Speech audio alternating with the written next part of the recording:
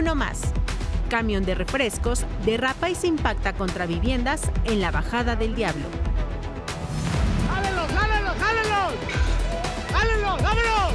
Cuarto día de bloqueos carreteros en el país. Hacer compromisos, no promesas. No se puede prometer lo que no se puede entregar. Responde presidenta Sheinbaum a transportistas y productores agrícolas. El licenciado niega pertenecer a grupo criminal, tras detención por asesinato de Carlos Manso. Policía en la Álvaro Obregón apuñala a su compañera dentro de una tienda.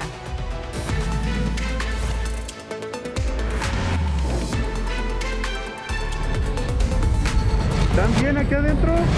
¿También? ¿También?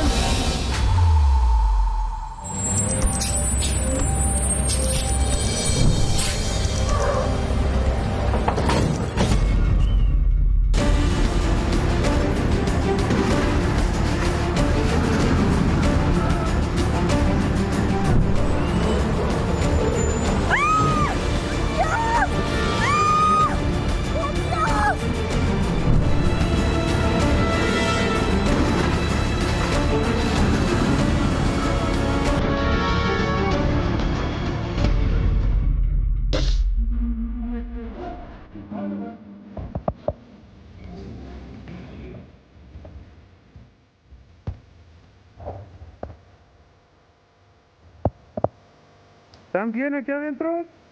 ¿Bien? ¿También? ¿Todo bien? ¿Todo bien?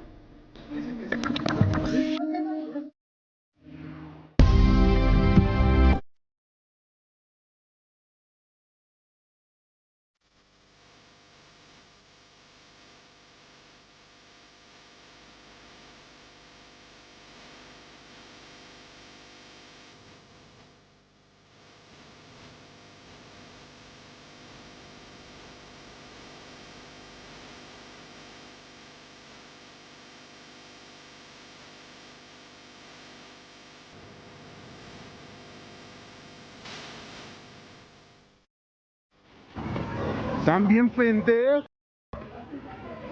No más.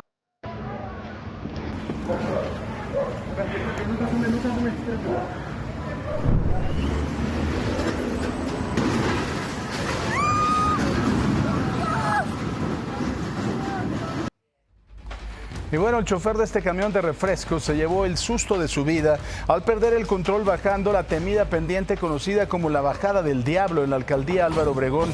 El vehículo no solo se le fue directo, sino que terminó impactándose de lleno en contra de las fachadas de varias casas. Aún hasta le hizo un tremendo agujero del recuerdo. Y claro que todo el cargamento del producto quedó regado y espumando toda la calle. La buena noticia es que no hubo heridos graves, aunque dos abuelitos se llevaron también tremendo susto y tuvieron que ser atendidos por crisis nerviosa. Esa bajada, de verdad, ¿cuántos accidentes le hemos presentado? ¿Cuántos accidentes se han dado ahí? Y las autoridades parece que les da gracia, ¿no?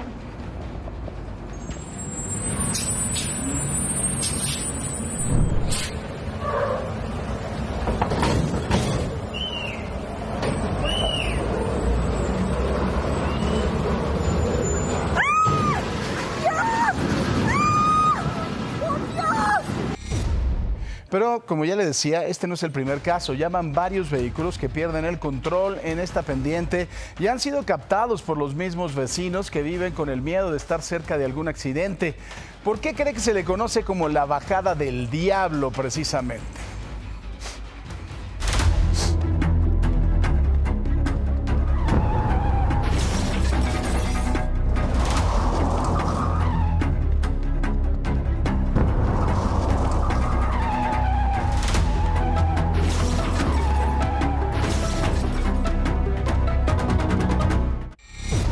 Pues efectivamente, se le conoce como la Bajada del Diablo por su inclinación extremadamente pronunciada.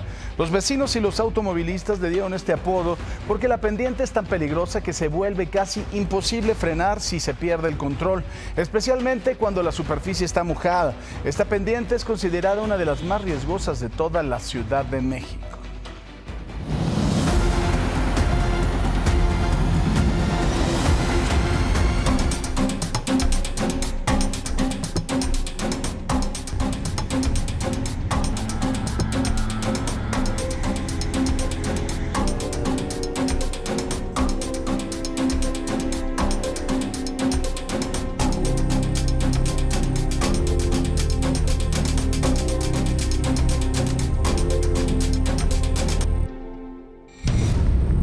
bueno, usted lo debe de haber vivido el día de ayer. Cientos de pasajeros, automovilistas y traileros siguen varados por cuarto día de bloqueos en al menos 11 estados del país. Sus demandas las mismas. Los productores del campo exigen precios justos por sus cosechas y los transportistas buscan mayor seguridad en las carreteras. En Chihuahua, por ejemplo, se manifestaron con tractores y tiendas de acampar. Según datos de la Confederación de Cámaras Nacionales de Comercio, Servicios y Turismo, las pérdidas económicas acumuladas están entre los 3,000 y 6,000 millones de pesos y van a seguir acumulándose porque al parecer los manifestantes no tienen ni la más mínima intención de quitarse. Aunque con estos bloqueos los productores y transportistas busquen un beneficio para ellos, para otros es todo lo contrario. En Jalisco, miles de personas se han visto afectados por esperar horas en medio del tráfico.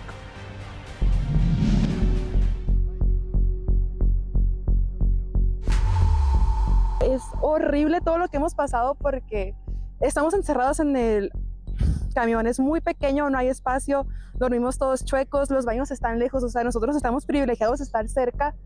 Desesperación es lo que se vive en la autopista Guadalajara, México, justo en la caseta de Ocotlán, donde agricultores mantienen presencia ya que kilómetros adelante en Michoacán se encuentra un bloqueo que ha provocado largas filas de vehículos. Diana trabajó todas sus vacaciones para ir a la Ciudad de México a conocer museos. Está insoportable todo lo que hemos vivido, o sea, es un inhumano, o sea, yo entiendo todo lo que están pidiendo, pero nosotros hicimos muchos sacrificios para poder costear este viaje porque somos estudiantes. Yo trabajé todas las vacaciones para estar encerrada en un camión tantas horas. Otros afectados son los conductores como Francisco. Ayer un autobús tuvo que brincar ahí porque tenía una mujer ya embarazada, ya se le había roto la fuente. Vienen gente grande, vienen niños, que ahorita viene mucha gente del norte. Sí, batallamos porque pues no hay comida, tenemos que caminar, ir a buscar. Incluso los vendedores están ya con preocupación. Vendemos pan y vendemos pues, pan y gorditas para sacar para la renta y eso, y ahora no vendemos nada, ¿verdad? Y el que se queda se echa a perder, o sea, el que se echa a perder, ¿qué vamos a hacer? Al rato esa huelga va a ser una huelga de y va a ser otra huelga de los que ya se quedaron sin trabajo y sin dinero. Este miércoles, algunos automovilistas y camiones de pasajeros lograron tomar la carretera libre, pero los tractocamiones siguen atrapados.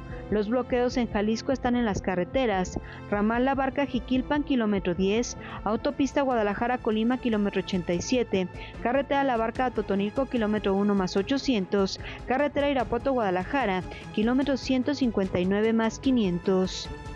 Acabamos de venir de darles alimento, agua, pan, pollos a la gente que está y que tiene 24, 48 horas, explicándoles la situación, que la caseta está libre, que pueden tomar rutas alternas, explicándoles que Michoacán sí está bloqueado en varias de las entidades. Y esa es la situación, ¿no? Nosotros realmente es un acto simbólico.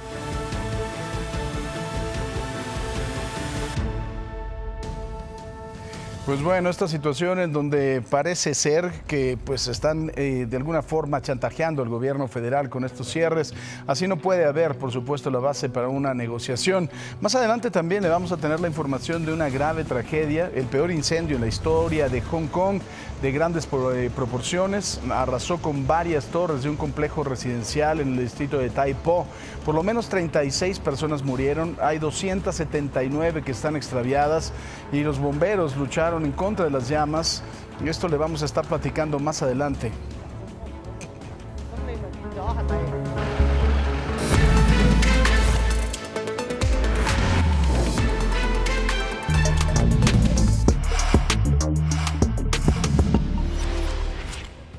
Y luego de toda la polémica generada por el senador morenista Gerardo Fernández Noroña, quien llamó fascista a la alcaldesa de Uruapan, Grecia Quirós, y la acusó de ambiciosa, la presidenta Claudia Sheinbaum le pidió ser respetuoso al peladete con la viuda de Carlos Manzo. Señaló que los asuntos políticos de la alcaldesa se deben de debatir, pero en otro momento y con respeto, porque ahorita es tiempo de ser solidarios con ella por el reciente asesinato de su esposo.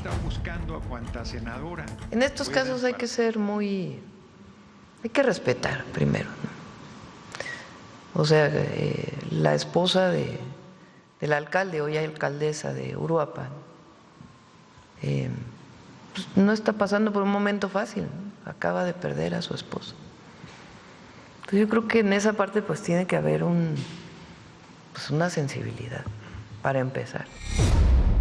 un momento fácil. Además dice la presidenta que no está pasando por un momento fácil y a lo mejor este señor, como nada más en su cabeza tiene política, no entiende que, imagine, al llegar a la alcaldía de Uruapan, no tener ni idea, por supuesto, de la administración, tener hijos pequeños, tenerse que esconder, tener 2 camiones de la Guardia Nacional, 2 camionetas llenas de guardias, uno adelante, uno atrás, venir en una camioneta blindada y estar escoltada todo el día, pues bueno, con personas armadas hasta los dientes. Le ha de parecer muy, pues, atractivo, ¿no? El señor Fernández Noroña, que ya está cucú.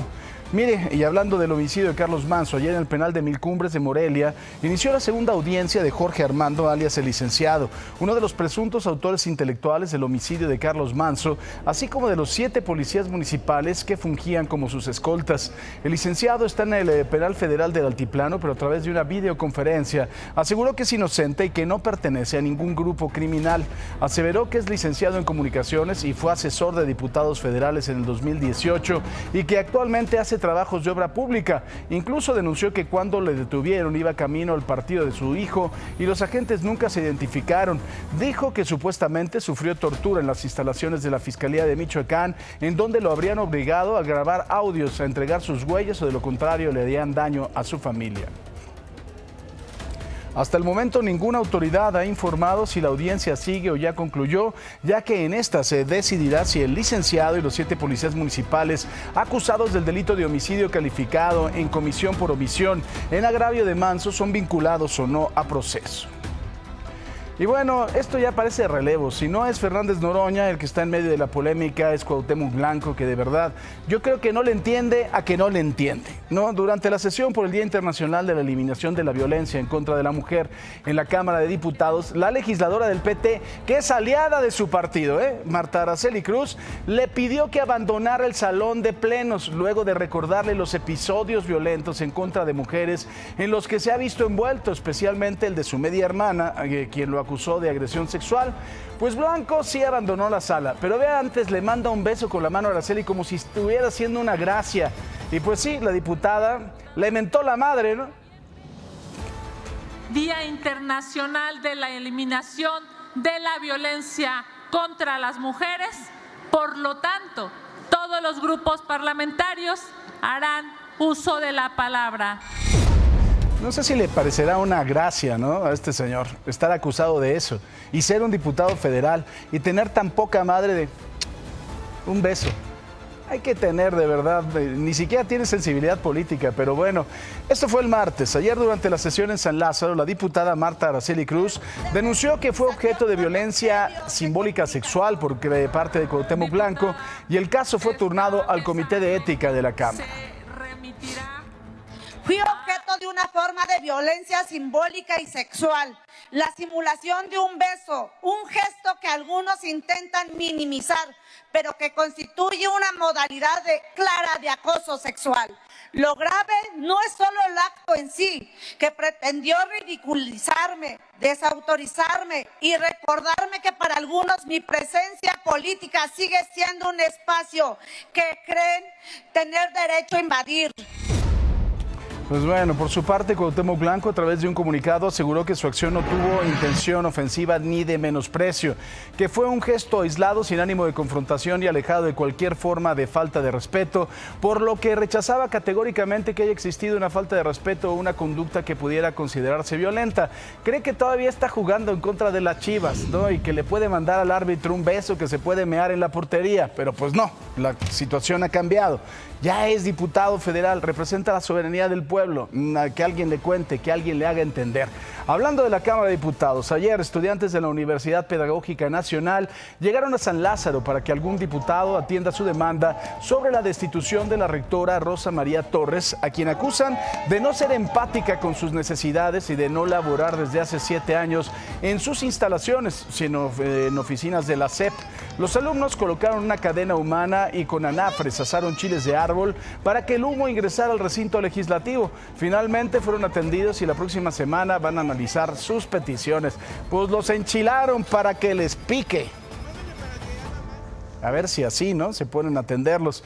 En otros temas, el secretario de Relaciones Exteriores, Juan Ramón de la Fuente, defendió la figura del asilo diplomático como un derecho irrenunciable de la política exterior de cualquier país, de México, por supuesto. Esto en relación al caso de Betsy Chávez, exministra de Pedro Castillo, quien se encuentra refugiada en la Embajada Mexicana en Lima, en Perú. Durante la toma de protesta de la nueva generación de integrantes del Servicio Exterior Mexicano, el canciller reafirmó que México siempre se regirá por los principios constitucionales y el derecho internacional. Me refiero de manera específica al derecho de asilo, que debe quedar muy claro que es un derecho que México seguirá defendiendo y que es un derecho que consideramos irrenunciable como parte de nuestra política exterior. Y mire, además de todo ha habido situaciones míticas al respecto de esto, que incluso el gobierno de los Estados Unidos ha respetado. ¿Se acuerda cuando entraron a Panamá, cuando querían sacar al dictador Noriega? Que el señor en 1989, en diciembre, se refugió en la Nunciatura Apostólica, es decir, la Embajada del Vaticano allá en la ciudad de Panamá, y no lo podían sacar, no podían entrar porque era una violación grave del derecho internacional, y le pusieron grandes altavoces como de concierto con música de rock, de heavy metal, hasta que pues lo rindieron. Esa fue la realidad de las cosas. Pero el derecho de asilo ha tenido, como le digo, asuntos muy emblemáticos como este, que tuvo que ver con Noriega, el dictador de Panamá en su momento. Ya un día de su encuentro en Palacio Nacional con la presidenta de Honduras, Xiomara Castro, la presidenta Claudia Sheinbaum reveló los temas que trataron. Detalló que le compartió la incertidumbre que tiene de cara a las próximas elecciones de su país por un posible injerencismo. Cabe recordar que Xiomara Castro se convirtió en la primera presidenta de Honduras y dejará el cargo en enero próximo. Sheinbaum también le mencionó que refrendaron los acuerdos en materia social para reducir la migración en Latinoamérica, resaltando los programas Sembrando Vidas que se aplica en México y Jóvenes Construyendo el Futuro en Honduras. Y ayer la Suprema Corte de Justicia de la Nación se dio un intenso debate al discutir un proyecto que establece que la acción de anular un juicio concluido es improcedente, incluso bajo el supuesto de un proceso fraudulento. 5 de los 9 ministros estuvieron de acuerdo en que pueden reabrirse todos los juicios en México, a pesar de que exista una sentencia firme. Pero la ministra Yasmín Esquivel manifestó su preocupación por crear una instancia adicional que no esté prevista en la ley, además de que se deje atrás el principio de cosa juzgada, por lo que exigió respeto a los principios de legalidad, certeza jurídica para mantener la paz social y el equilibrio. Y le voy a decir una cosa, 2 de los principios generales del derecho, por supuesto, el principio de no retroactividad, que ya lo habían querido tocar, y el principio de cosa juzgada. Es como si usted haga de cuenta que cursó la primaria y pues pasó matemáticas con 6 y su maestro se acuerda y dice, no, este era muy burro, hay que ponerle 5 y le quitan el certificado de primaria, de secundaria y hasta la licenciatura. Por eso es importante el principio de cosa juzgada. A veces sí, claro, hay juicios que evidentemente han sido pues unos procesos fraudulentos, pero la verdad es que esto le podría quitar, por supuesto, valía al sistema jurídico mexicano. Momento de ir a Guadalajara. Esta madrugada, información muy importante. Humberto González, adelante. Muy buenos días, Paco. Un saludo a ti y a todo nuestro auditorio. Te presento el reporte de lo que fue nuestra cobertura aquí en Guadalajara y su zona metropolitana. Te platico que minutos antes de las 10 de la noche, un joven de entre 20 a 25 años de edad fue asesinado en el fraccionamiento Parques de la Victoria. Cuando llegaron policías que atendieron este reporte, hallaron a la víctima tirada en el suelo con un disparo a la altura de la cara con entrada y salida. Te hago mención que de acuerdo con reportes de seguridad, el causante fue un hombre aparentemente vestido con una sudadera gris y un pantalón de mezclilla. Después de agredir, escapó a pie sin que nadie más proporcione mayor información. También te quiero comentar que alrededor de las 8 de la noche del miércoles localizaron un cuerpo dentro de un pozo. Esto donde sucedió en Tlajomulco de Zúñiga, a espaldas del fraccionamiento Los Cántaros. A las 8 de la noche fue el primer reporte. Sin embargo, los oficiales no hallaron nada en el sitio. Momentos después llegó un colectivo de madres buscadoras, quienes sí dieron el cuerpo y se comunicaron nuevamente con autoridades. Y en otro orden de ideas, te platico que momentos antes de que tomáramos la batuta, en el fraccionamiento Chulavista, en Tlajomulco también, en Tlajomulco de Zúñiga, un hombre de entre 30 a 35 años de edad fue asesinado a disparos. Ya el lugar fue asegurado y el cuerpo se encuentra en la morgue de la ciudad para su identificación. Un grave incidente se registró dentro de una tienda de mayoreo en Jardines del Pedregal. Un elemento de la policía bancaria e industrial atacó con un arma blanca a una compañera con quien compartía el servicio de vigilancia. La víctima, la agente Elizabeth, declaró que su jefe, el policía Oscar, la agredió con una navaja a la altura del cuello tras una discusión. El agresor se autolesionó también cortándose las muñecas y el cuello en un aparente intento de suicidio. El policía agresor permanece bajo custodia y la Secretaría de Seguridad Ciudadana ya inició una investigación interna para determinar la situación legal. La Secretaría de Seguridad confirmó la desaparición de 2 elementos que realizaban labores de inteligencia en Jalisco para la desarticulación de células criminales. La dependencia federal detalló que los oficiales desaparecieron el martes en el municipio de Zapopan mientras se dirigían a Guadalajara. Tras perder comunicación con ellos, se activaron los protocolos de búsqueda inmediata, localizando el vehículo en Paseo de los Virreyes, en donde también hallaron manchas de sangre, casquillos y equipo táctico. La Fiscalía de Jalisco y las autoridades federales realizan la investigación. Sí se localizó un vehículo y el cual presentaba algunos indicios que no quisiera abundar mucho sobre esto porque es una investigación que está llevando a cabo tanto la Fiscalía Estatal como la Fiscalía General de la República.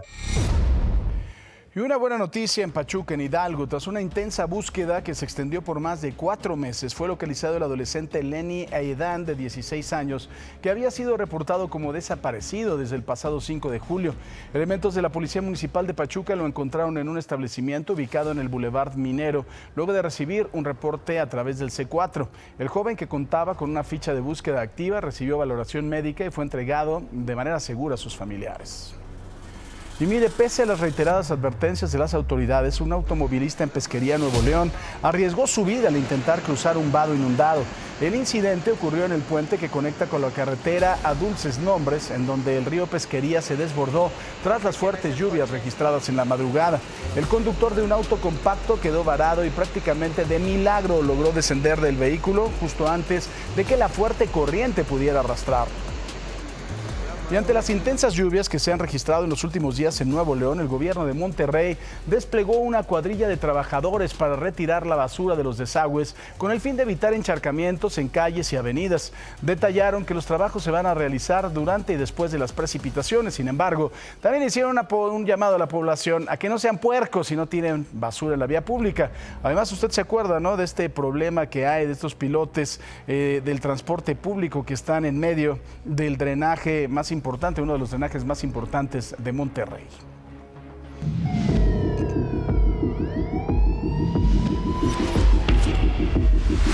Y un grupo de hombres armados asaltó con violencia un supermercado de Chapulco, en Puebla.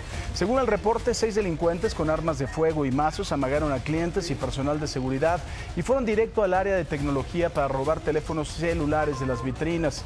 El asalto duró apenas unos minutos, pero los encapuchados actuaron de forma agresiva para evitar cualquier reacción. Tras huir con la mercancía en 3 motocicletas, los empleados dieron aviso a la policía municipal, que arribó para resguardar la zona e iniciar su búsqueda. Pues ya está con nosotros en este estudio el mismísimo Raúl Flores Martínez. Mi querido Raúl, buenos días. ¿Cómo estás, mi querido Paco? Muy buenos días y buenos días al auditorio. Hoy le voy a presentar la historia de Flor Casarín, una de las asesinas seriales más, pues lo señalan los propios especialistas, más sádicas de los últimos tiempos. Y estas son historias que dejaron de contarse.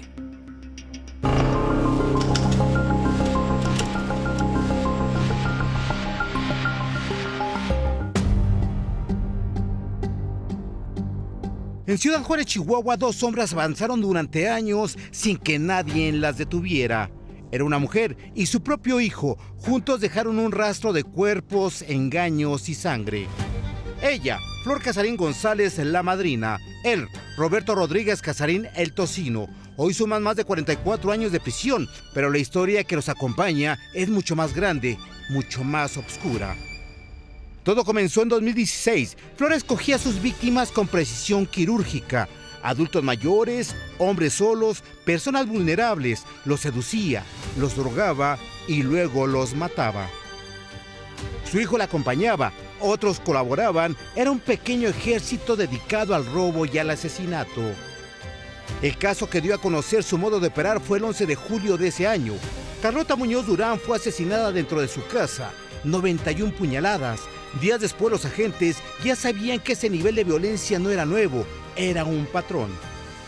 Meses más tarde Griselda Mojarro corrió la misma suerte. La drogaron, la golpearon con un martillo, la apuñalaron una y otra vez. Su cuerpo fue abandonado en un terreno baldío, mientras la madrina y su hijo huían en el auto de la víctima que ese mismo día intentaron vender por Facebook. Flor no había matado a 2 personas. De acuerdo con las investigaciones que se realizaron, pueden ser más de 25. Junto con su hijo el Tocino fueron detenidos el 27 de junio de 2018. Ambos enfrentan condenas por 44 años de cárcel hasta el momento.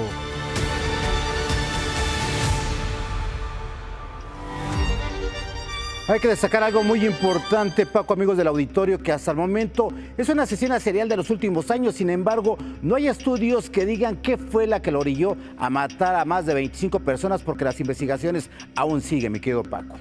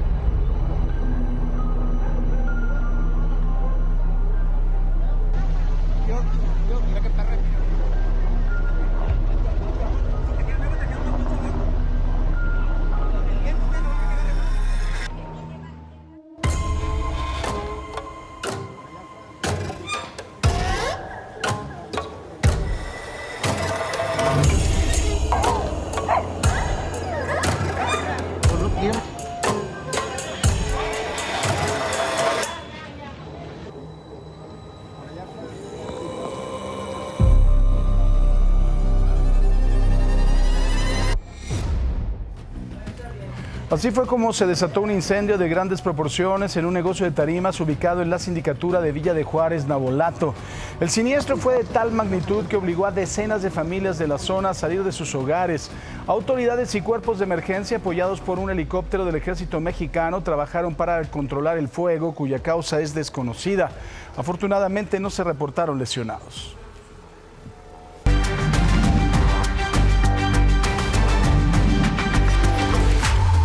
La Fiscalía General del Estado de Baja California inició una carpeta de investigación por el delito de lesiones culposas, luego de que familiares de un menor que fue atropellado en la colonia Granjas El Gallo en Ensenada presentaron una denuncia.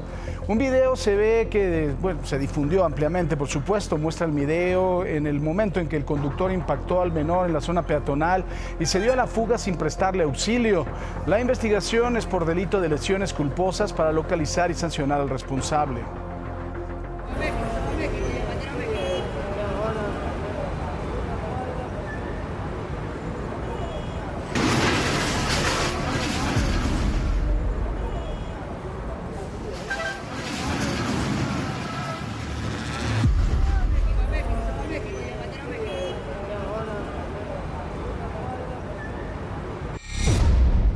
Una de las imprecisiones que le acabamos de decir es que fue en la zona peatonal. Desgraciadamente, sea una zona peatonal o no, no hay absolutamente ningún tipo de cebra que esté para indicar al conductor que tenga precaución. La verdad es que una de las cosas muy importantes es que a usted le pasa algo de esto, tómese el tiempo, la responsabilidad y el alma de ayudar a la persona. No es la comisión de ningún delito. Ahí se tendrán que hacer los peritajes para saber si era una zona peatonal, si había cebra o no había cebra, pero el abandono de persona, cuando una persona está lesionada, ese sí es un delito y es más grave. Esto, mi querido Talo Mata. Talo, buenos días. ¿Cómo estás, Paco? Muy buenos días, gusto en saludarte ya en este jueves. Pues fíjate que esto sí nos llamó bastante la atención. En la alcaldía Miguel Hidalgo hubo un enfrentamiento entre menores de edad. Un chavo de 17 años, fíjate que a bordo de una motocicleta con otro sujeto, esta motocicleta color negro que vamos a ver en un momento más, pues pasó frente a un domicilio y sin más ni más disparó con un arma de fuego a un jovencito de 15 años, y pues huyeron. Finalmente policías de la Secretaría de Seguridad Ciudadana fueron alertados, más adelante pudieron localizarlos, fueron detenidos en la motocicleta, pero antes de eso ellos habían bajado de esta motocicleta y subieron rápidamente a un auto azul que también vamos a ver en pantalla y que pues de alguna manera ya tenían todo cuadrado estratégicamente para huir de esa manera y no ser detectados. Sin embargo, el cerco policíaco pues logró identificarlos, ubicarlos rápidamente, los detuvieron y no solo aseguraron estos dos vehículos, la motocicleta y el vehículo, sino que también traían droga, traían marihuana concretamente, traían armas de fuego, traían dinero, traían celulares y pues algunas otras pertenencias que seguramente, incluso una báscula gramera para pesar la mercancía, la hierba verde que tenían ahí. Pero pues aquí lo que te digo, repito, llama la atención que un enfrentamiento entre puros jóvenes y al parecer un ajuste de cuentas, Paco. Muy bien, pues te agradezco mucho, por supuesto. Gracias, Atalo. Buen día.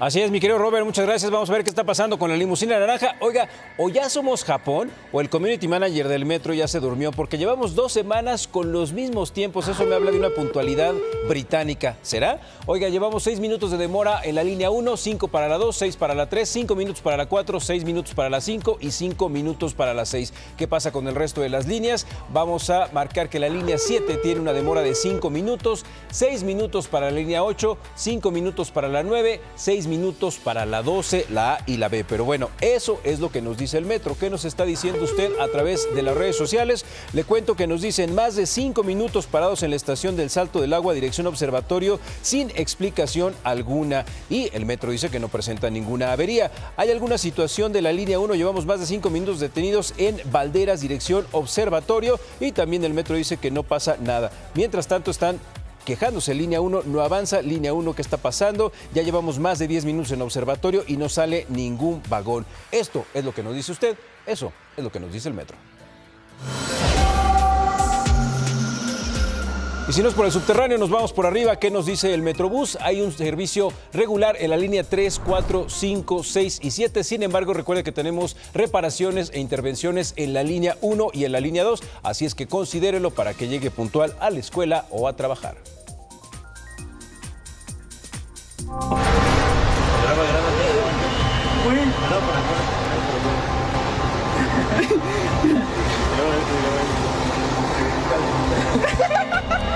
Muévele algo.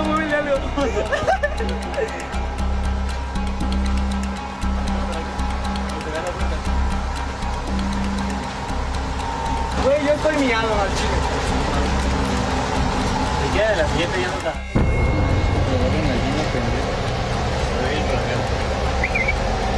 Llamé. Llamé, tú voltea. Ahí.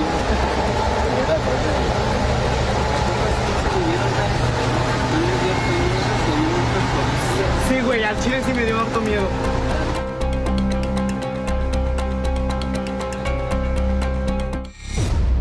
Y al Chile se los van a llevar al tanque, porque no solo se metieron en un lugar donde no deben, se grabaron y lo subieron. Así es que está todo registrado. Mira nada más la acción de estos jóvenes que se metieron a la cabina de conducción del metro en la Ciudad de México para manipular botones y palancas, lo cual es sumamente riesgoso e irresponsable. Este tipo de comportamiento no solo constituye una violación a la ley, sino que representa un riesgo directo e inaceptable para la vida y la seguridad de todos los pasajeros. La manipulación indebida de los controles de un tren puede provocar un accidente catastrófico que afectaría a cientos de personas. Pero miren, la cara de estos 3 onzos quedó perfectamente registrada y subida a TikTok. O sea que el metro, cuestión de tiempo, esperamos a que los agarren. La unidad médica de alta especialidad, Hospital General del IMSS en La Raza, transformó la vida de Andy, un niño de 5 años de Torreón, Coahuila, quien nació con una malformación urogenital severa. El equipo de urología pediátrica asumió el reto de reconstruir su anatomía a través de 5 cirugías en un periodo de 2 años. Y gracias al éxito del procedimiento de alta complejidad, Andy ahora realiza actividades de manera normal, lo que ya le permite asistir al kinder. Y la presidenta Claudia Sheinbaum presentó Coatlicue, la nueva supercomputadora pública mexicana con una inversión de más de 6,000 millones de pesos. Su construcción iniciará en enero del 2026. Se espera que sea la más poderosa de América Latina, con capacidad para realizar 314,000 billones de operaciones por segundo. Sheinbaum destacó que esto permitirá a México entrar de lleno al uso de la inteligencia artificial y al procesamiento de datos a gran escala, siendo utilizada incluso para combatir la evasión fiscal mediante el cruce masivo de información entre el SAT y las aduanas.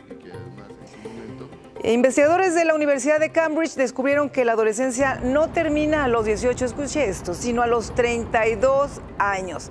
Tras estudiar a casi 4,000 personas de hasta 90 años, concluyeron que el cerebro sigue en fase adolescente hasta principios de los 30, cuando alcanza su máximo rendimiento. El estudio también identificó 5 etapas cerebrales en cambios clave a los 9, 32, 66 y 83 años, lo que podría explicar por qué los riesgos de enfermedades mentales y demencia varían a lo largo de la vida. Le tenemos un resumen de información.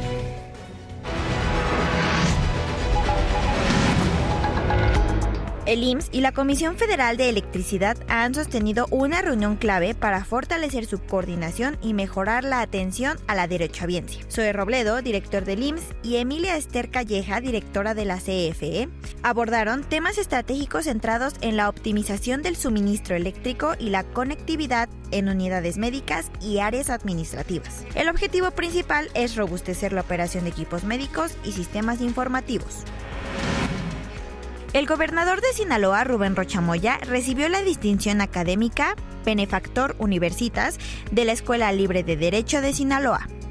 El reconocimiento fue entregado por el Consejo General de la institución en una sesión solemne en gratitud al apoyo que el mandatario ha brindado a la universidad. Durante su mensaje defendió la educación como un factor estratégico de transformación social. Además, anunció una noticia clave: el presupuesto de egresos 2026, que enviará al Congreso este sábado, que incluirá una partida especial para otorgar becas en beneficio directo a los estudiantes de la Escuela Libre de Derecho. En Nayarit crece la tensión social. Distintos sectores denuncian que la Fiscalía Estatal se ha convertido en el brazo más represivo del gobierno de Miguel Ángel Navarro Quintero, respondiendo con procesos penales a cualquier manifestación. En los últimos meses, empleados del propio gobierno fueron llevados ante un juez tras protestar por derechos laborales. Las acusaciones son graves: ataques a las vías de comunicación y coalición de servidores públicos. Trabajadores y asesores jurídicos han expresado un gran miedo, no solo por las represiones directas, sino porque también se están fabricando delitos en contra de familiares de los abogados defensores para forzarlos a dejar el caso.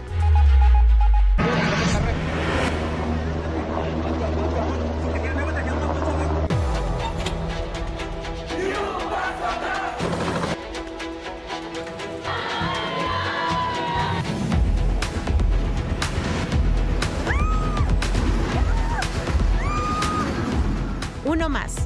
Camión de refrescos derrapa y se impacta contra viviendas en la Bajada del Diablo.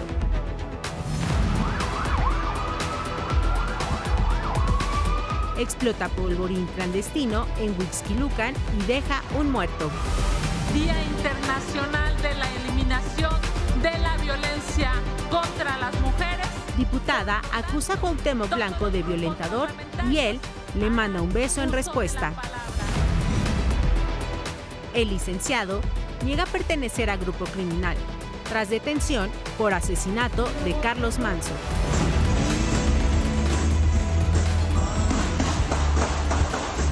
Tiroteo cerca de la Casa Blanca deja 3 heridos de gravedad.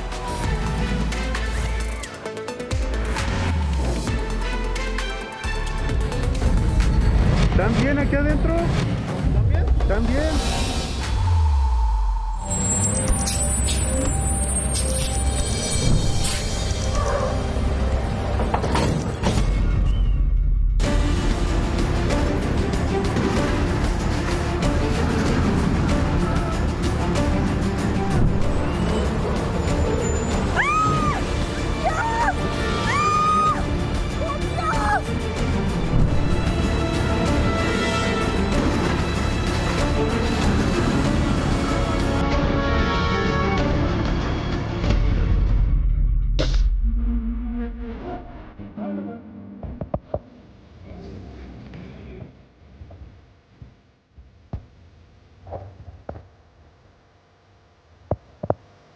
¿Están bien aquí adentro?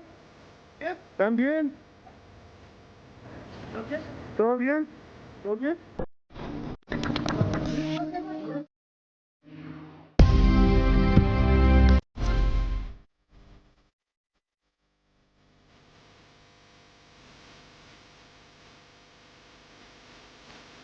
Y mire, el chofer de este camión de refrescos se llevó el susto de su vida, como usted lo puede ver. Perdió el control bajando la temida pendiente conocida como la Bajada del Diablo, esto en la alcaldía Álvaro Obregón.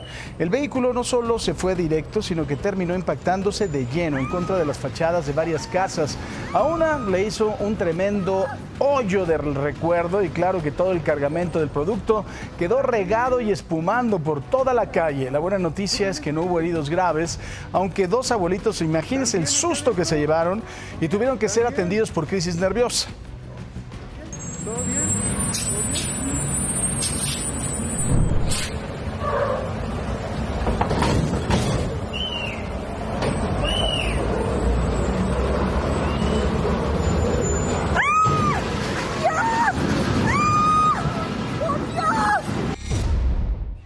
Pero mire, este no es el primer caso, ya son muchos y las autoridades, yo no sé por qué no la cierran, por qué no le ponen pavimento corrugado, por qué no hacen algo, ¿no? Hay muchos vehículos que han perdido el control en esta pendiente y han sido captados por los mismos vecinos que viven con el miedo de estar cerca de algún accidente. Vea esto.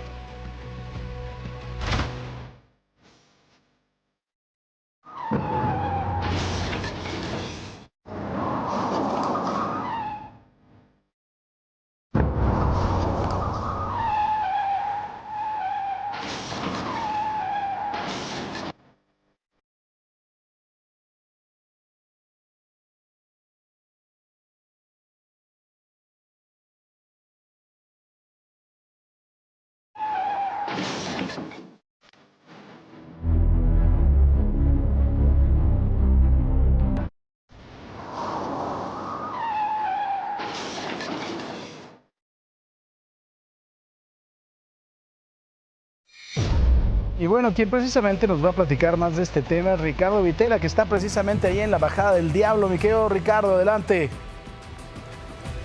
Aquí andamos, Paco, muy buenos días, un gusto saludarlos a todos. Pues sí, como tú lo comentas, ¿por qué no hacen algunas modificaciones en esta pendiente? Es muy difícil porque para picar todo este preconcreto hidráulico que se encuentra ya desde hace mucho tiempo, pero es una resbaladilla cuando llueve, cuando cae algún tipo de líquido y todo lo que derraman los vehículos, pues no se llega a mezclar bastante bien y esto fue lo que ocasionó, fue un factor importante para que este camión repartidor de refrescos de esta empresa pues perdiera el control. También la falta de pericia y de criterio del conductor, aunque no sabemos si este es un camión de ruta que viene a surtir las tiendas de aquí, Paco, o es un conductor, un repartidor nuevo que no conocía, se aventuró y las consecuencias fueron fatales porque pues dejó todo destruida, parte de la fachada de esta casa, lo que son los enseres de la vía pública, algunas protecciones que muchos vecinos o la misma alcaldía puso de metal para evitar, porque es una pendiente muy accidentada,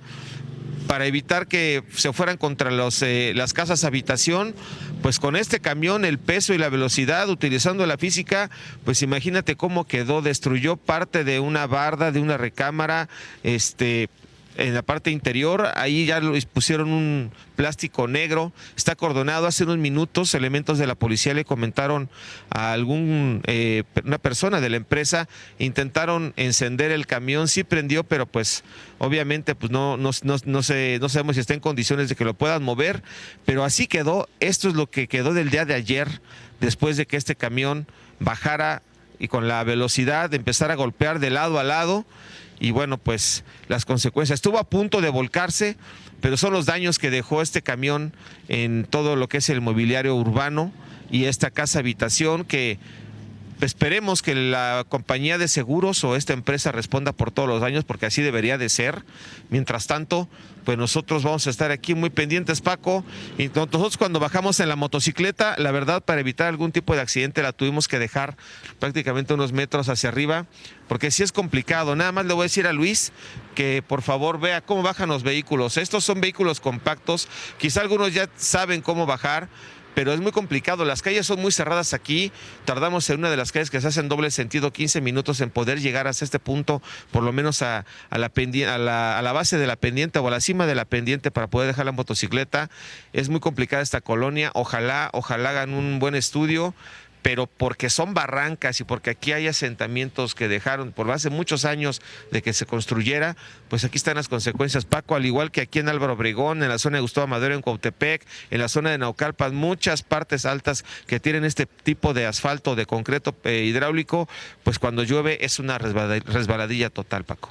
Oye, bueno, primero que nada, mi querido Ricardo, qué bueno que dejaste la motocicleta, no te fueras a resbalar como una compañera de otro medio que se fue ahí, se fue de pompas al convento, como dirían los clásicos. No. Sí. No, nosotros sí, la verdad es que conocemos muy bien esta zona y para evitar algún percance, para cuidar a mi camarógrafo, a Luisito, y la integridad de nosotros, pues siempre la seguridad ante todo y no nos aventuramos, y es por eso que la dejamos allá y tratamos y caminamos para hacer un poquito de ejercicio y evitar algún percance como lo que sucedió. Hay muchos aventureros, pero nosotros sí tenemos ese criterio de mejor evitar algún accidente, ¿no? Segundo lugar, creo que es urgente que se haga algo, porque va a haber un muerto algún día. Y desgraciadamente ahí es cuando van a decir, ahora sí ya se murió. Yo sé que ya está parte del pavimento corrugado, pero algo hay que hacer, ¿no?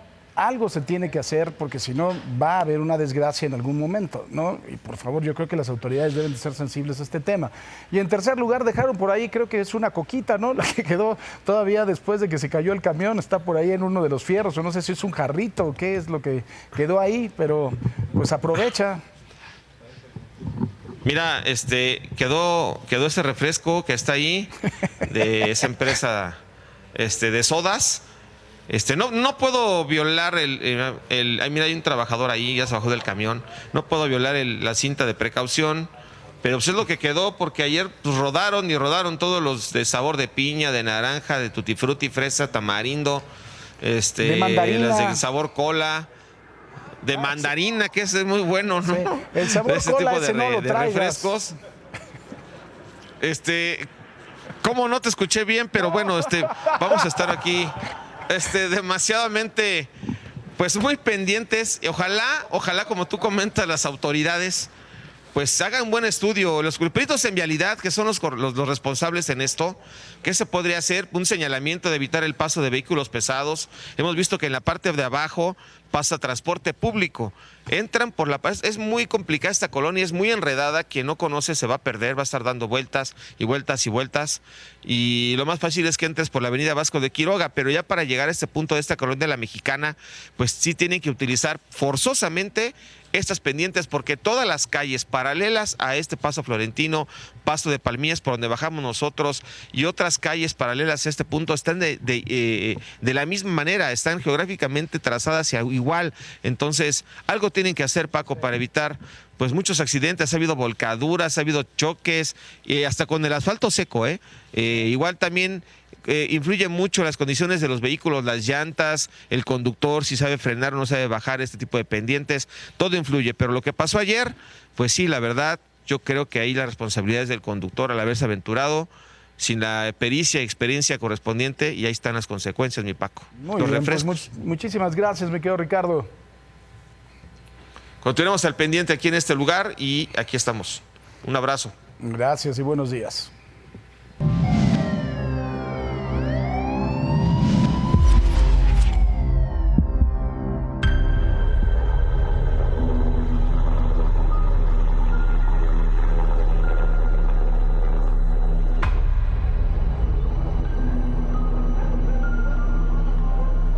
Así fue como se desató un incendio de grandes proporciones en un negocio de tarimas ubicado en la sindicatura de Valle de Juárez, en Navolato. El siniestro fue de tal magnitud que obligó a familias de la zona a salir de sus hogares. Autoridades y cuerpos de emergencia, apoyados por un helicóptero del ejército mexicano, trabajaron en el control del fuego, cuya causa es desconocida. Afortunadamente no hubo personas lesionadas.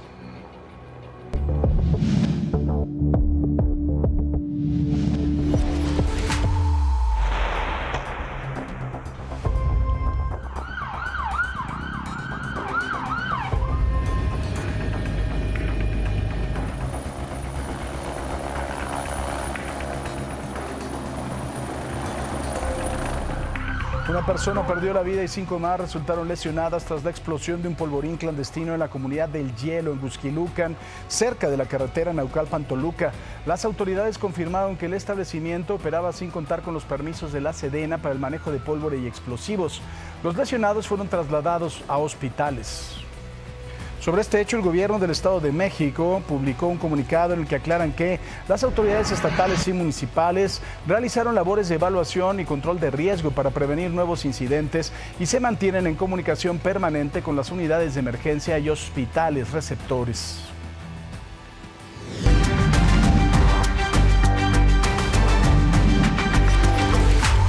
La Fiscalía General de Baja California inició una carpeta de investigación por el delito de lesiones culposas luego de que familiares de un menor que fue atropellado en la colonia Granjas, El Gallo, en Ensenada, presentaran una denuncia. En un video que se difundió ampliamente se mostró el momento en que el conductor impacta al menor y se da la fuga sin prestar auxilio, que esto es el primer de los problemas. Mire, aquí no está delimitada la cebra, obviamente eso es una responsabilidad de las autoridades, ¿no? Pero lo más importante, todo mundo podemos tener un accidente, lo más importante es no irse del lugar, ayudar a la persona que lesionamos, ¿no? Y poder arreglar las cosas dando la cara. Evidentemente, pues bueno, el abandono de personas sí es algo que se puede agravar. Obviamente se está tratando de localizar y sancionar al responsable.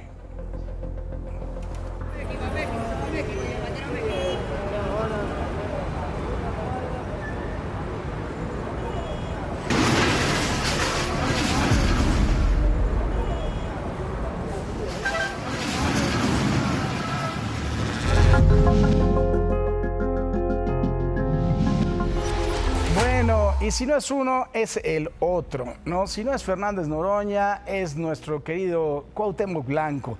Durante la sesión por el Día Internacional de la Eliminación de la Violencia en contra de la Mujer en la Cámara de Diputados, ya le habíamos comentado, la legisladora del PT, Marta Araceli Cruz, del PT, que es un aliado de Morena, le pidió que abandonara San Lázaro, el salón de plenos, luego de recordarle todos los episodios violentos en contra de las mujeres en los que se ha visto envuelto, especialmente el de su media hermana, que lo acusó precisamente de abuso sexual, un asunto bastante grave. Antes, ya sabe, el señor cree que está todavía jugando contra las Chivas o que está contra el Zacatepec. Le manda un beso con la mano de una forma burlona. Marta Araceli le respondió, pues sí, con una mentada de madre, ¿no? Día Internacional de la Eliminación de la Violencia contra las Mujeres. Por lo tanto, todos los grupos parlamentarios harán uso de la palabra. Y mire, eso fue el martes. Ayer durante la sesión en San Lázaro, la diputada Marta Araceli denunció que fue objeto de violencia sexual simbólica por parte de Cuauhtémoc Blanco y el caso fue turnado al Comité de Ética. Esta mesa directiva fui objeto de una forma de violencia simbólica y sexual, la simulación de un beso, un gesto que algunos intentan minimizar, pero que constituye una modalidad clara de acoso sexual.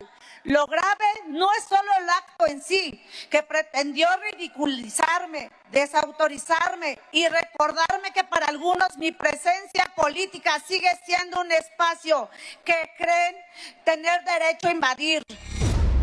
Y mire, por su parte, Cuauhtémoc Blanco, a través de un comunicado, dice que no tuvo ninguna intención ofensiva ni de menosprecio, que fue un gesto aislado, sin ánimo de confrontación y alejado de cualquier forma de falta de respeto. Pues no se hace, ¿no?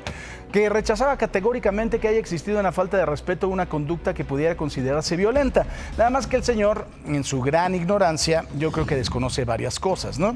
La Ley General de Acceso de las Mujeres a una Vida Libre de Violencia define violencia sexual como cualquier acción que degrada o daña el cuerpo y o la sexualidad de la víctima que atenta contra su libertad, su dignidad o integridad física, aunque no haya contacto físico. Varios códigos estatales, como Jalisco y Nuevo León, dice ejecutar para sí o para un tercero cualquier conducta de naturaleza sexual, verbal o no verbal indeseada por quien la recibe. Yo supongo que no quiere la diputada un beso de este orangután, ¿no? Es decir, mandar un beso, hacer gestos obscenos, pues bueno, sí tiene una connotación. En otros países, evidentemente, pero sobre todo en los musulmanes, habría castigos mucho más severos. Los castigos podrían ir, si es extranjero, la extraditación, el sacarlo del país, deportarlo, y en casos también más intensos podrían ser cárcel, azotes, varias penas también económicas. Así que no es un asunto menor, es un asunto de respeto y no está en la cancha. De verdad hay que entenderlo, hay que tener respeto sin duda. Pero bueno, en este espectáculo que nos regalan nuestros diputados, el circo de Ataide de San Lázaro, vea lo que le pasó al diputado de Movimiento Ciudadano, Alfredo Lozoya, cuando grababa un spot promocional de su primer informe de gobierno en la Plaza del Ángel en Chihuahua. Así como lo vio, se cayó del caballo y el pobre animal no podía pararse por el adoquín. A jalones lo llevaron al pasto, pero tampoco lograba ponerse de pie. Luego de que el video se hiciera viral, la gente lo acusó de maltrato animal por no ponerle al caballo las cerraduras adecuadas y andar haciendo su teatro. ¿Usted qué opina? Ay, de verdad, el animal no es el que está en el piso, el animal es el que tiene la curul, evidentemente, tarado. Y hablando de maltrato animal, ve estas imágenes que han causado indignación en redes sociales. El pasado viernes, Andrea y Erika acudieron en una veterinaria a la alcaldía Gustavo Amadero en la Ciudad de México para adoptar una perrita de nombre Canela. Pero ¿qué pasó? Bueno, no pasó 24 horas y decidieron regresarla. Lo peor de todo es que ni siquiera esperaron a que abriera la veterinaria y le dejaron amarrada afuera. Cuando les preguntaron por qué lo hicieron, respondieron que no los dejaba dormir. Pues entonces no adopten. O sea, un animal es una responsabilidad. De verdad, es una gran responsabilidad que se tiene que poner de acuerdo a la familia, ¿no? Que tienen que ver si tienen la capacidad y de verdad de tener un alma buena. Pero bueno, vamos a hacer una pausa, pero al regresar le tendremos todos los detalles de la audiencia del licenciado, uno de los presuntos autores intelectuales del homicidio de Carlos Manso, y 7 de sus escoltas que también están acusados del delito de homicidio calificado. Y bueno, luego de toda la polémica generada por el senador morenista Gerardo Fernández Noroña, quien llamó fascista a la alcaldesa de Uruapan, Grecia Quirós, y la acusó de ambiciosa, la presidenta Sheinbaum le pidió respeto a la viuda de Carlos Manso y señaló que los asuntos políticos de la alcaldesa se pueden debatir, pero no en este momento, porque ahora pues está pasando un tiempo bastante complicado por el asesinato de su esposo. En estos casos hay que respetar primero, ¿no? O sea, la esposa del alcalde, hoy alcaldesa de Uruapan, pues no está pasando por un momento fácil, ¿no? Acaba de perder a su esposo. Entonces yo creo que en esa parte pues tiene que haber una sensibilidad para empezar. Pues bueno, y también ayer en el penal de Mil Cumbres, en Morelia, Michoacán, inició la segunda audiencia de Jorge Armando, alias el licenciado, uno de los presuntos autores intelectuales del homicidio de Carlos Manso, así como de 7 policías municipales que fungían como sus escoltas. El licenciado se encuentra en el penal federal del Altiplano, pero a través de una videoconferencia aseguró que es inocente, que no pertenece a ningún grupo criminal. Dice que es licenciado en comunicaciones, trabajó para la CFE en el 2012, fue asesor de diputados federales en 2018 y que actualmente hace trabajos de obra pública.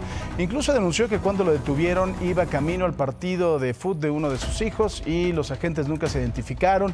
Dijo que supuestamente sufrió tortura también en las instalaciones de la Fiscalía de Michoacán, en donde lo habrían obligado a grabar audios, entregar sus huellas o de lo contrario le harían daño a su familia. Y después de 18 horas de audiencia, el licenciado y los 7 policías municipales que eran escoltas de Carlos Manso fueron vinculados a proceso.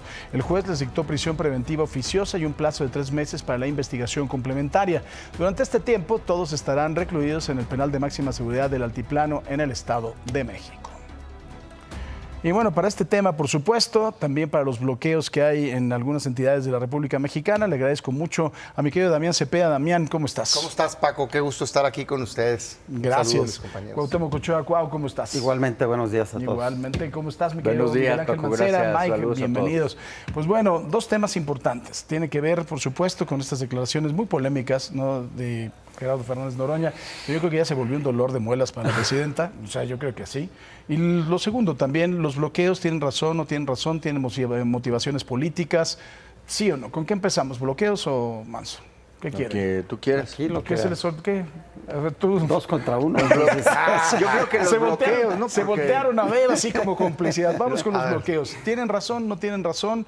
Hay una motivación política detrás de ellos. Yo creo que hay un tema de fondo real. El campo mexicano, una gran parte del campo mexicano tiene una crisis muy fuerte en los últimos años en México. Creo que es motivada por un lado, una falta de competitividad y por otro lado, por un abandono de parte del gobierno. ¿Qué es lo que está pasando en resumidas cuentas? Por ejemplo, en el tema del maíz, lo que está alegando los productores es que el costo de producción de una tonelada, por ejemplo, es más alto del precio al cual la pueden vender. Y por eso piden un apoyo de parte del gobierno para que el precio esté por encima y que se pueda pagar pues no solo los costos, sino tener una ganancia razonable. El gobierno tiene algo que se llama precios de garantía, pero muy limitado. Después de unas manifestaciones anteriores se logró un precio que se está dando. Y un pero apoyo, aún así, ¿no? De casi $1,000 por tonelada. Sí, al final le llega a 6,915 más o menos. Es el precio al que en general hay unas zonas donde más, unas zonas donde menos, pero en general se les está garantizando. Y entonces lo que dicen los productores es que no me sale, pues. ¿Por qué no les sale? Por ejemplo, si tú compras una tonelada de maíz blanco importado, pues la puedes comprar mucho más. $190 más o menos. 5,000 y pico la tonelada, ¿no? Entonces, y hasta pues no más. va a dar, nunca va a dar. ¿Por qué no va a dar? Porque resulta ser que las decisiones aquí en México son, primero, de no apoyo al campo, cosa que sí hacen en otros países que tienen diversos apoyos, y segundo, no permiten usar los avances tecnológicos. Estoy hablando de ¿Los semillas genéticamente modificadas. Entonces resulta ser que contra quien estás compitiendo, pues siembra y saca más toneladas por hectárea. Entonces tiene un precio mejor, más competitivo, y por eso no le puedes competir. Lo ridículo es que no permites que aquí se siembre, pero compras maíz que es producido con esa semilla, pues. Entonces es una cosa así medio de locura, ¿no? Motivado por una ideología radical, ¿no? Que no está basada en ciencia. Bueno, todo eso es lo que está haciendo que el productor diga, oye, pues ayúdame. ¿Y qué sí es lo que ha pasado? Innegable. El gobierno de Morena abandonó al campo. Si tú te traes a valor presente el pico de apoyo presupuestal del campo, es 2015, 128,000 millones de pesos a precios corrientes de 2024. O sea, 128,000 millones de pesos. ¿Sabes cuánto está ahorita? 75,000 millones de pesos. O sea, es innegable que Morena abandonó el campo. Entonces, pues no hay apoyos. ¿Abandonaron el campo? Mira, como digo, la verdad es que en muchos comentarios de Damián tiene razón. Creo que el campo durante muchos años fue o ha sido un detonador económico. Somos la 13ª economía del mundo en producción de alimentos. Pero esto viene de muchos años atrás, ¿no? Quienes empezaron con el monopolio de la comercialización de los productos fueron ellos. Quienes terminaron con las tiendas con la Supo, que ayudaban al campo a poder vender directamente al gobierno con precios justos, que hacían que el campo tuviera desarrollo, fueron ellos. Quienes concentraron la comercialización de los productos para que ganaran unos cuantos y el campo quedara abandonado. Mucha de la migración tiene que ver en esto, que el campo dejó de ser negocio por lo que hicieron en el pasado. Y creo que acusar a que este gobierno ha abandonado al campo se me hace una forma irresponsable, ¿no? Yo te hablo de temas muy importantes en el avance de la autosuficiencia alimentaria para el frijol, el maíz. El tema que también dice el maíz transgénico, nosotros no podemos dejar que el maíz nativo de nuestra nación pues, no pueda ser producido. La soberanía alimentaria también tiene que ser cuidada en ese sentido. Entonces creo que hay cosas sí que tiene razón Damián, pero tampoco podemos abandonar a quienes trabajan el campo. Yo te doy un ejemplo personal. Hace algunos meses, en el inicio de este año, había una problemática en Hidalgo con el tema de la cebada. La cebada estaba alrededor de 5 pesos y las cerveceras, tú sabes que en Hidalgo hay una cervecera importante, pues lucraban con el tema de la cebada y pagaban a 5 pesos. Logramos un avance histórico de 7,500 pesos, de que se le pagara realmente el precio justo al campo. Y eso hoy creo que ha sido un avance importante en Hidalgo. La gente se puso contenta con este avance. Fue una negociación que hicimos con la Secretaría de Economía, con la Secretaría de Gobernación, con los mismos, la gente del campo. Entonces eso que este gobierno ha abandonado el campo, yo difiero. Hay 192,000 pescadores y pescadores que reciben un programa de bien pesca, 1,886,000 productores cuentan con un apoyo de producción de fertilizantes, 34,000 pequeños productores de maíz, de algunos otros reciben precios de garantía y muchos ejemplos más que te puedo decir, ¿no? Yo soy una persona que conoce muy bien el campo y que estoy de acuerdo que hay que apoyarlos con infraestructura, pero antes se le apoyaba al comercializador solamente con infraestructura. Hoy hay tecnificación y quienes ganaban el dinero o quienes hoy ganan el dinero son los comercializadores, no la gente real que gana en el campo. Ahora, Miguel, hay varios temas aquí. Si nos vamos al pasado, creo que nos metimos en un gran problema, ¿no? Porque hablamos de la propiedad ejidal.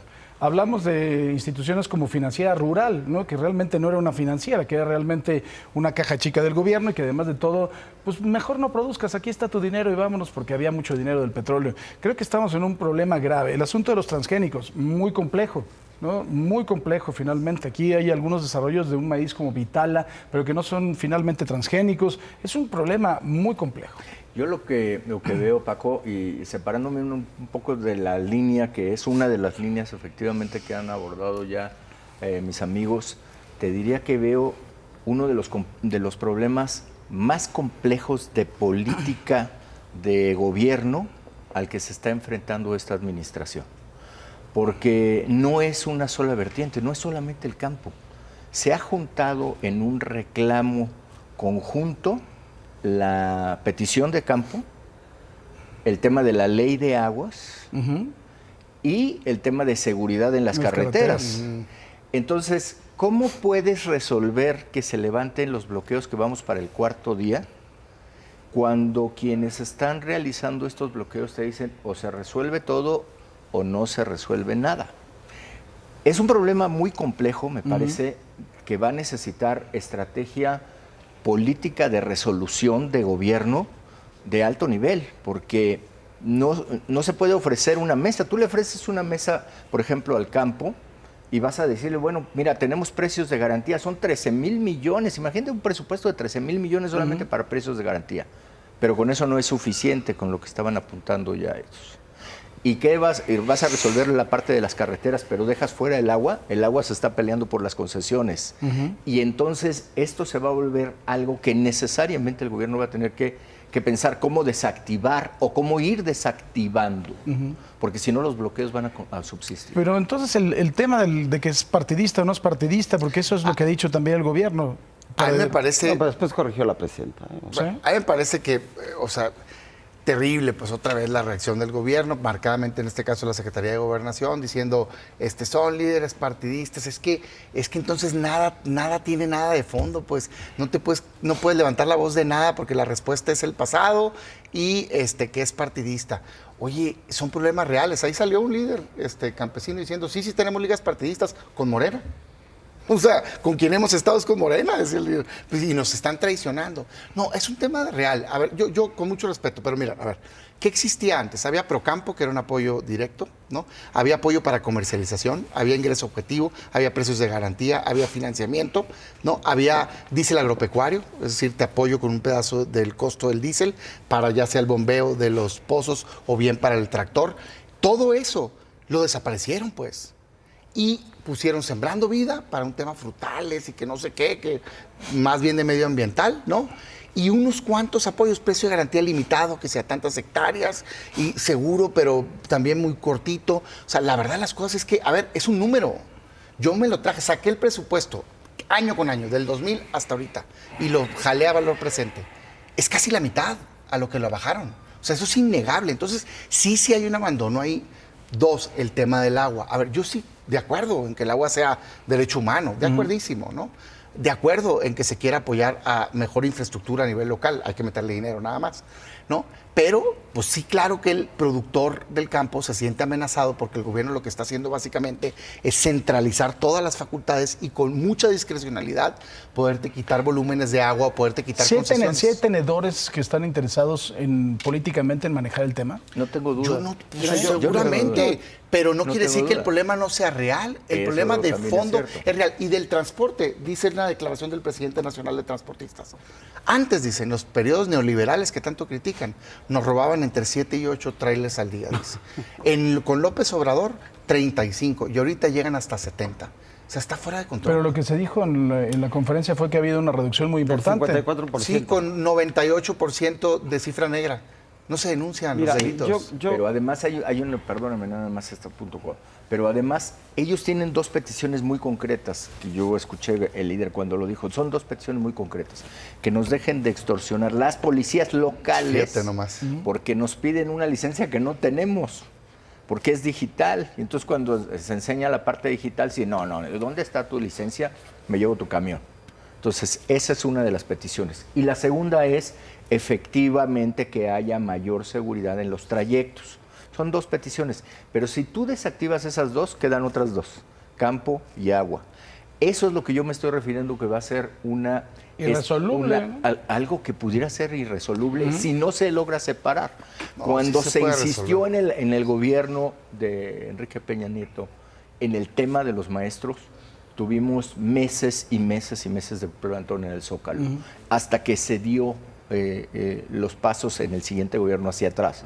Habría que pensar si la ley de aguas, a lo mejor tienes que separar y tienes que ver la parte de modernización contra concesiones, que lo de las concesiones es lo que está haciendo el ruido más fuerte. Sí, y mira, yo creo que son dos temas que van de la mano, obviamente, porque el agua es el campo y el campo es el agua. Sí. El tema del agua, pues es una problemática no solamente en México, es en el mundo, ¿no? Hoy la escasez de agua y la falta de tecnología para poder captar agua y generar mecanismos que ayuden a cuidar un vital líquido que es necesario en todos los sentidos. Y la otra es la falta de presupuesto, como dice Damián del Campo, pero que pues, también tenemos que focalizar hoy, por el poco presupuesto que hay, en cómo podemos eficientar el gasto y cómo podemos hacer más productivo algo que ha sido productivo durante muchos años.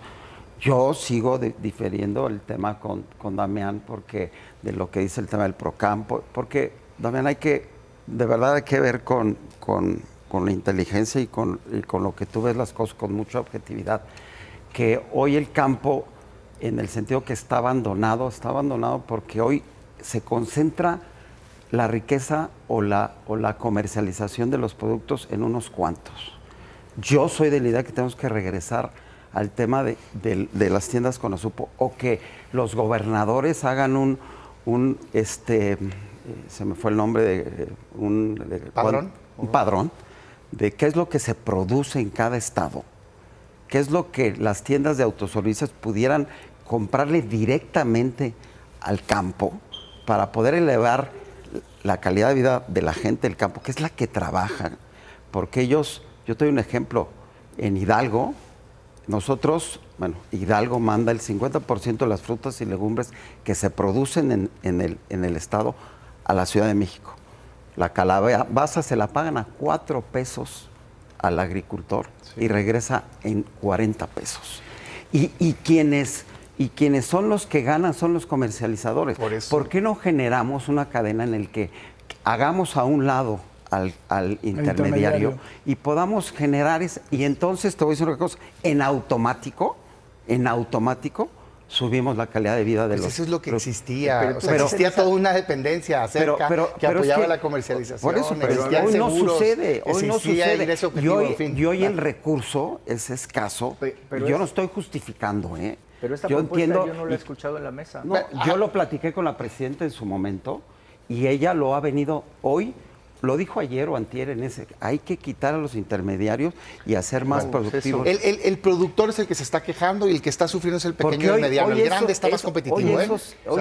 Esa gente que se está manifestando no son la mayoría, son la gente que hoy está viendo. Pero la mayoría del campo sí está sufriendo. Ahí es donde se equivocan. Ahí es donde se equivocan pensando las telarañas de que hay. Yo no te estoy discutiendo que el campo requiere de atención. Déjame dar un par de datos. Te acabo de decir que, el sector primario. Que México es la 13ª economía de producción de alimentos. Se producen alrededor de 270 millones de... Yo lo apoyo y si lo, dejan de sembrar y lo hice en Hidalgo, apoyar al campo. Y lo puedes preguntar, y aquí, como dices, viendo la tele, te lo puedes decir. Muchos agricultores que yo apoyo... Déjame hacer este comentario. Mira, el sector primario representa entre el 3 en un mal año o 4.4% del PIB. ¿Perdón? O sea, depende. El sector primario. ¿Qué? Agricultura, ganadería, todo junto representa solo eso el PIB. Sin embargo, en empleos representa 6 millones de trabajadores. El sector agrícola arriba de 4 millones. Entonces sí es mucha gente. Yo le doy esa más, No, bueno, según datos del INEGI es 6 y 4 puntos y algo. Ok. Pero no solo eso, sino que te garantiza algo que yo entiendo que desde hace muchos sexenios, pero incluidos los de Morena, es una prioridad, que es la soberanía alimentaria. ¿No? Entonces tú, si ahorita dices, pues no siembres, pues entonces, pues te quedas sin producto. Me encantaría seguir platicando. Hay que apoyar. Lo seguimos platicando la próxima semana porque creo que no se va a resolver claramente. Incertidumbre, en fin, eso es lo que se necesita. Bueno, nos tenemos que despedir. Muchísimas gracias por su participación. Siga con Paco, sigue informado, no le cambie. Y ahora sí coma frutas y verduras, por favor. No le cambie. Ya la próxima. El momento agradable y lleno de besos del día de saludar a mi querida Paula Rojas. Mi Pau, buenos días. Muy buenos días, Paco querido. Me encanta saludarte, invitarte a ti y a todos a que sigan por Imagen Televisión. Ya están aquí, así que sigamos juntos con toda la información importante, esta investigación por delincuencia organizada contra el dueño de Miss Universo, Raúl Rocha, que ya está colaborando con la Fiscalía General. ¿En qué va esto que comentaban los bloqueos y negociaciones de campesinos y transportistas con las autoridades? Todo lo importante aquí mero, Paco, nos seguimos. Nos seguimos de frente, como los camiones de refrescos en las bajadas del Diablo. Qué imagen, qué cosa, qué... Sí. Menos mal que no hubo lesionados. Sí. Celebremos con besos. Eso. Y con mucho refresco agitado. Te mando besos. Oh, burbuja. Chao. Miren, este jueves la masa de aire polar del Frente Frío 16 se va a extender por medio país, provocando un marcado descenso de temperatura, heladas, bancos de niebla, rachas de viento que podrían superar los 90 kilómetros por hora. El Servicio Meteorológico Nacional prevé lluvias intensas en Puebla, Veracruz, Oaxaca, muy fuertes en Nuevo León, Tamaulipas, Hidalgo, San Luis Potosí y Tabasco, además de chubascos en varios estados del centro y sureste. Y ante esto, la SEP de Puebla suspendió clases presenciales este jueves en más de 5,800 escuelas de todos los niveles ubicadas en 64 municipios de la Sierra Norte y Nororiental. Protección Civil recomendó la suspensión para proteger a la comunidad escolar. La SEP informó que el aprendizaje continuará a distancia para más de 407,000 estudiantes, con apoyo de más de 22,000 docentes mediante tareas, cuadernillos y actividades en casa. Así las cosas, pero regresamos con más aquí en Imagen Noticias más adelante. Quédese con nosotros. Y bueno, ya lo estábamos platicando en nuestra mesa de los jueves, pero México ha experimentado una serie de bloqueos masivos en carreteras federales, autopistas, algunas vialidades también. Esto en el centro y en el norte del país. Estos cierres, que han afectado al menos a 17 estados, son protagonizados por transportistas de la Asociación Nacional de Transportistas de Carga, la ANTAC, y productores agrícolas del Frente Nacional para el Rescate del Campo Mexicano, junto con otros grupos como el Movimiento Agrícola Campesino. La protesta inició desde el 24 de noviembre, se ha extendido ya por tercer día consecutivo, generando caos vial, retrasando mucha gente, el transporte de mercancías, por supuesto. Un asunto muy complejo y como lo estábamos platicando, la verdad es que si sumas todas las cosas, si sumas la ley de aguas, si sumas también el problema que tiene el campo, evidentemente, y la inseguridad en las carreteras que ellos mismos reclaman, pues yo no sé cómo lo van a resolver. Está súper complicado, ¿no? Porque justamente es un hecho que el campo necesita ayuda, es un hecho que la seguridad es un caos, pero también es un hecho que tenemos que tener libre tránsito. Sí, pero bueno, no pasa nada. Yo creo que hay que platicar de esto mañana porque nos quedan 30 segundos. Pues es que hermanos, pues sí, 30 nos hubiéramos segundos. seguido con lo del América. Exacto. Para cargarle calor a Roberto. Ay, ya hablaste 15 minutos con mis adorados senadores. Váyanle al Atlante, quítense de bronca. Acuchillaron a la América. Lo que es un hecho, ni Ofelia Guilmain se atrevió a tanto. Yo estoy contigo. Mona, yo estoy contigo. Yo soy americanista también. Me preguntas Lo que es un hecho es que de la América siempre se habla, bien o mal, y siempre se habla. Sí, Simón. Espérate, Goebbels, el de deporte.